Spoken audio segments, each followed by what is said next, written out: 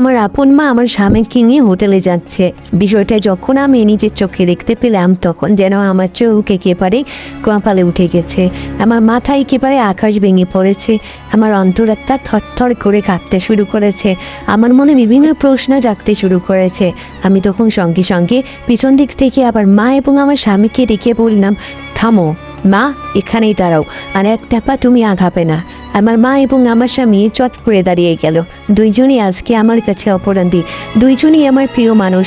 একজন হলেন যিনি আমার মা, যিনি আমাকে ছোটবেলা থেকে ভালোবেসে আদর যত্নে আমার জন্য শত কষ্ট করেছেন। বাবা মারা যাবার পর মাই ছিলেন আমার একমাত্র বাবা। সে আমাকে কোনোদিন বাবার অভাব বুঝতে দেয়নি। আমরা কখন কি লাগবে কখন কি লাগবে না সব কিছু আমার মা পূরণ করে দিয়েছিল। এমনকি বিয়ের পরেও আমার শ্বশুরবাড়িতে আমার মা নিজে কষ্ট করে ধার দেনা যাচ্ছিল সব কিছু পরিশোধ করে দিয়েছে।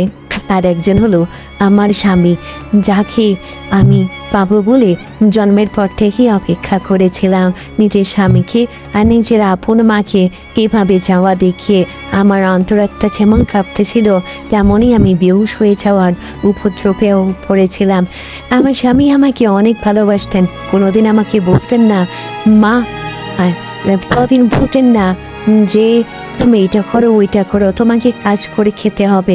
বরং যেদিন আমার শরীর খারাপ থাকতো তখন আমার স্বামী নিজেই আমার সেবা করতো। এমন স্বামী পেয়ে আমি জীবনে অনেক লাকি ছিলাম। তার চরিত্র যেমন সুন্দর ছিল তেমনই তার কথাবার্তার মধ্যেও ছিল এক অন্যরকম মধুরতা। আমি তাকে অনেক ভালোবাসতাম। একরাশ অনুভূতি এবং ঠুমকা ও অভিমানের মতো করে আমার স্বামী আমার কাছে যথেষ্ট পরিমাণ ভালো ছিলেন। তাকে আমার ভীষণ ভালো লাগতো। আমার যেন সারাটা জীবনই ছিল আমার স্বামীকে পাওয়ার আশায়। তো নিজের আপন মা এবং আপন স্বামীকে এভাবে নিজের চোখের সামনে দিয়ে এমন জায়গায় যাওয়া দেখে আমার ভিতর যেমন শুকিয়ে যাচ্ছিল তেমনই আমার অনেকটাই কান্না পাচ্ছিল। আমার মা এবং আমার স্বামী কিছুটা ইতস্তত বোধ করে আমার সামনে এসে দাঁড়ালেন। প্রথমে আমি আমার স্বামীর দিকে তাকালাম, বললাম, দোষ কি ছিল আমার? আমি দেখতে অসুন্দর ছিলাম নাকি আমাকে দিয়ে তোমার হচ্ছিল না যে তুমি আমার মায়ের সঙ্গে এমন এক জায়গায় যাচ্ছ? আমার মা কোনো কথা বলছেন না। অতপর মায়ের দিকে তাকিয়ে বললাম, মা, তুমি তো আমাকে অনেক ভালোবাসতে মা, তুমি তো কখনো চাইতে না যে আমার কোনো ক্ষতি হোক মা, তুমি তো আজীবন আমাকে ভালোবেসে গেছো মা, তবে আজকে তুমি আমার সঙ্গে এটা কেন করলে মা? এটা তো তুমি আমার সঙ্গে নাও করতে পারতে, তুমি আমার আপন স্বামীর সঙ্গে এটা কি করে করতে পারলে মা? কেন তুমি আমার ভালোবাসে ভাগ বসালে? আমার মার মুখে কোনো কথা নেই, আর কথা বলবে বা কি করে?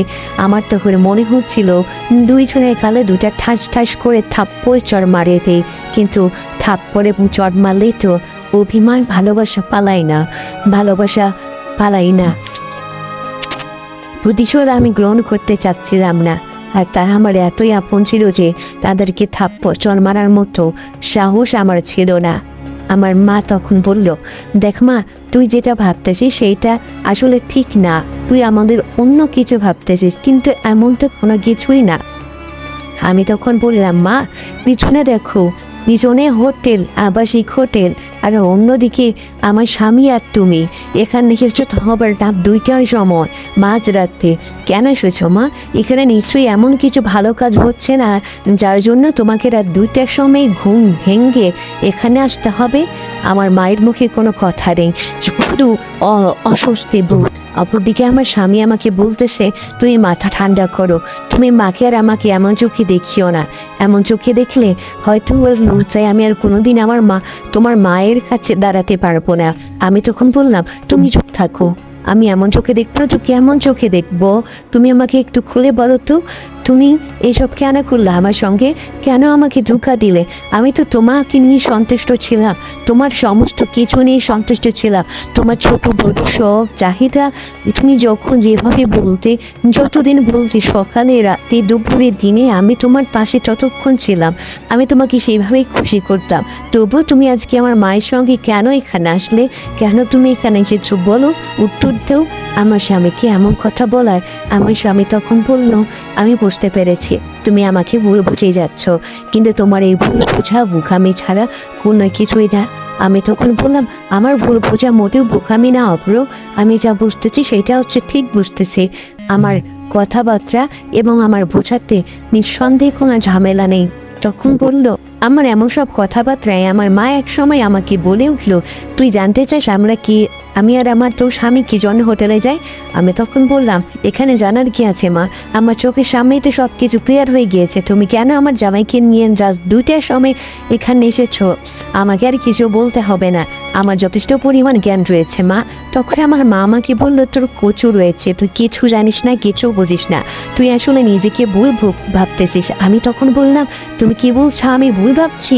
তুমি রাত 2টার সময় আমার স্বামীকে নিয়ে হোটেলের সামনে দাঁড়িয়ে আছো আর বলতেছো মা আমি ভুল ভাবতেছি? মা তেমন কোনো কথা বাড়ালেন না, আমার হাতটি ধরলেন, হাতটি ধরে সোজা হোটেলের দিকে নিয়ে যেতে শুরু করলো। আমি তখন বললাম, না মা, আমি আর হোটেলে যাব না, আমি হোটেলে গিয়ে কী করবো? আমার তো যাওয়ার কোনো প্রশ্নই আসে না, আমি এখানেই থাকবো আর এখানেই রবো। আমার এমন কথাবার্তায় আমার মা তখন বললো, দেখ মা, তুই কিন্তু একটু বেশি ভুল বুঝতেছিস। আমি তখন বললাম, না আমি ঠিক বুঝেছি। এক প্রকার জোড়াজুড়িতে এক সময় আমার মা এবং আমার স্বামী আমাকে নিয়ে হোটেলে চলে গেল, এবং হোটেলে কি যেটা দেখলাম সেইটা দেখে আমার মনে যত সন্দেহ ছিল, যত দ্বিধাদ্বন্দ্ব ছিল, সব যেন ক্লিয়ার হয়ে গেল। আমি দেখতে পেলাম আমার মা এবং আমার স্বামী সহ হোটেলে রয়েছে আরও কয়েকজন। তারা আসলে একটা প্ল্যান করেছিল যে শীতের মাঝে কি করে গরিব অসহায় মানুষদের পাশে দাঁড়ানো যায়। এইটার আমার স্বামী এবং মায়ের মানবতার কাজ দেখে আমার তখন ক্ষণিকের জন্য অনেকটাই ভালো লেগে গেল। আমি তখন বললাম, না না, আমি ভুলছিলাম, আমার এমনটা করা মোটেও ঠিক হয়নি। এরপর আমি আমার মায়ের কাছে ক্ষমা চেয়ে নিলাম। একটা কথা বারবার করে মনে রাখবেন, জীবনে যাই করুন ভেবে চিন্তে করুন এবং কাউকে হুটহাট সন্দেহ করে বসবেন না। এমন হতে পারে আপনার মিথ্যা সন্দেহের জন্য অনেকের সংসার পর্যন্ত নষ্ট হয়ে যেতে পারে।